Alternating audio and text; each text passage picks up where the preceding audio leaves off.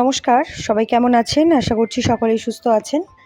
সকলের সুস্থতা কামনা করে আরও একটি ভিডিও শুরু করছি। তো আজ যে ভিডিওটা শেয়ার করছি আপনাদের, এটি একটি অনেক পুরনো ভিডিও। অনেক বলতে মোটামুটি তাও ৩-৪ মাস ধরে রাখুন। তো আমরা গেছিলাম চিলাপাতাতে জঙ্গল সাফারি করতে। তো হঠাৎ প্ল্যান, তো সেক্ষেত্রে আমরা ৫ জনে গেছিলাম।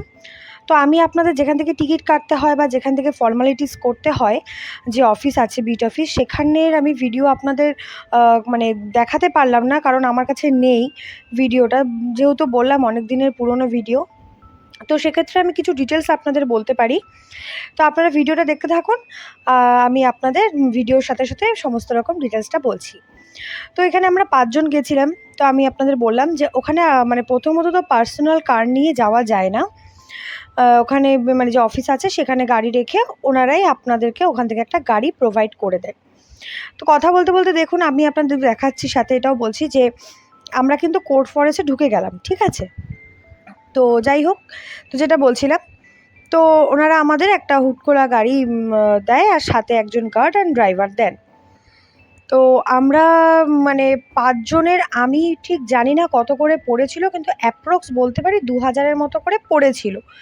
একেকজনের না, সবাই মিলে আমরা যে ৫ জন ছিলাম সবাই মিলে আমাদের ২,০০০-এর মতো পড়েছিল। তো যাই হোক, আমরা কিন্তু চিলাপাতার এখন একদম ডিপ ফরেস্টে যাচ্ছি। তো আমরা যে সময়ে গেছিলাম ৩টা টাইমিং থাকে। একটা সকাল ৭টা থেকে ৯টা, একটা মনে হয় দুপুর ২টো থেকে না, দুপুর ১টা থেকে ৩টে অবধি, আরেকটা খুব সম্ভবত ৩:৩০ থেকে, মানে ওই ৪টার থেকে ৬টা অবধি। তো শীতকালে সেটার টাইম শিডিউলটা চেঞ্জ হয়। তো যাই হোক, আমরা মানে ৪ জন পেছনে দাঁড়াতে পারবে, আর একজন মানে ড্রাইভারের পাশে বসেছিল। তো আমরা গেছিলাম, আমি গেছিলাম, দেবরাজ গেছিলো, আর আরও ৩ জন আমাদের বাড়িতে থাকেন, আমার খুব ক্লোজ ভাইরা, তারা গেছিলেন। তো যাই হোক, এখানে যে ভিডিওটা করেছে ওটা সৌরভ করেছে, কারণ সৌরভ যে ভাই আছে, আগেও জন্মাষ্টমী ব্লগে ওনাকে আপনাদেরকে দেখিয়েছিলাম, তো পুজো করছে, ও ভিডিওটা করছে। তো যেটা বলছিলাম, যে ওখানে ফর্মালিটিস বলতে আপনাদের কিছু ডিটেলস দিতে হয়। আর এই দেখুন কি সুন্দর ময়ূর, এটা কিন্তু মেল, মানে ছেলে ময়ূর, হ্যাঁ।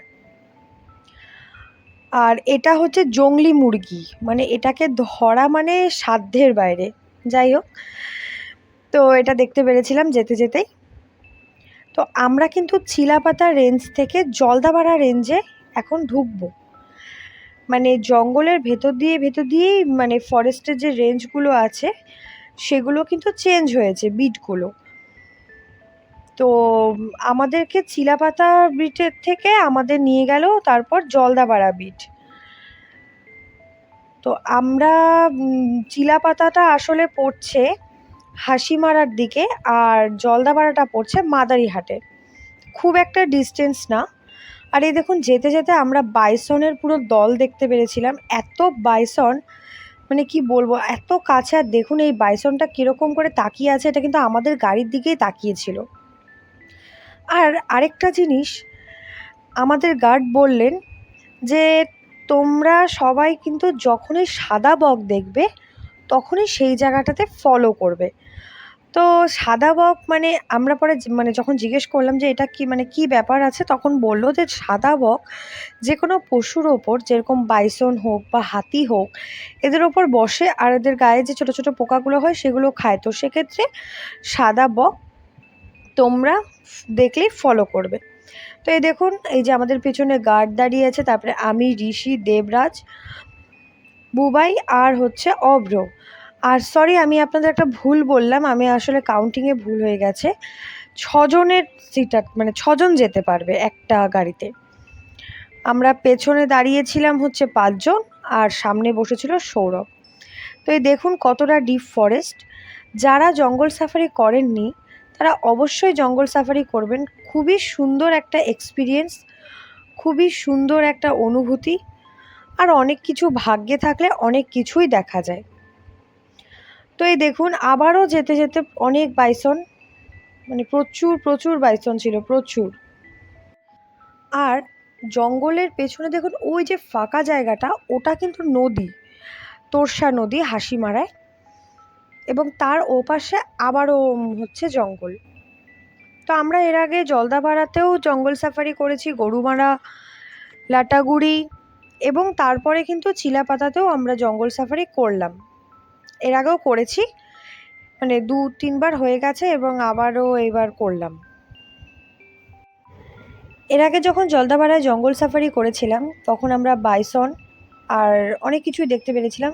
আর এই দেখুন একটা হাতি দেখতে পাচ্ছেন, এই হাতিটা কিন্তু মানে পালিত হাতি, মানে যে অফিস, মানে ওদের যে বিট অফিস থাকে সেখানে যে জঙ্গলের ভেতরে যে আছে, যে মানে দেখার থাকে না জঙ্গলের ভিতরে অফিসগুলো, যেগুলো হচ্ছে দেখভাল করে মানে সমস্ত কিছু, তো সেই অফিসে এই হাতিগুলো থাকে 2-3টে করে।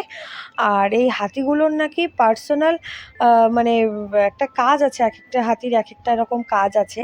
তো কাজ বলতে কি, এরা নাকি এই যে দেখুন, এই যে হাতিটা, এই যে এই হাতিটা, এরাই হচ্ছে কিন্তু এদের এই যে বসে আছে হাতির ওপরে, এনাদেরই দায়িত্বে থাকে এই হাতিগুলো। আর এই হাতিগুলোর কাজ হচ্ছে এরা যে জঙ্গলে জঙ্গলে ঘুরে বেড়ায়, আর এদের মানে যে কোনো পশু, অন্যান্য পশুরা যারা আছে তারা অসুস্থ আছে কিনা কি, তারা হচ্ছে এই হাতিটার কাজ হচ্ছে ওই সব জায়গায় মানে ডিপ ফরেস্টে নিয়ে গিয়ে আম দেখা। আর এই যে হাতির ওপরে যে লোকরা বসে আছে, এনারা কিন্তু এটা মানে এবং বিট অফিসে খবর দেয়।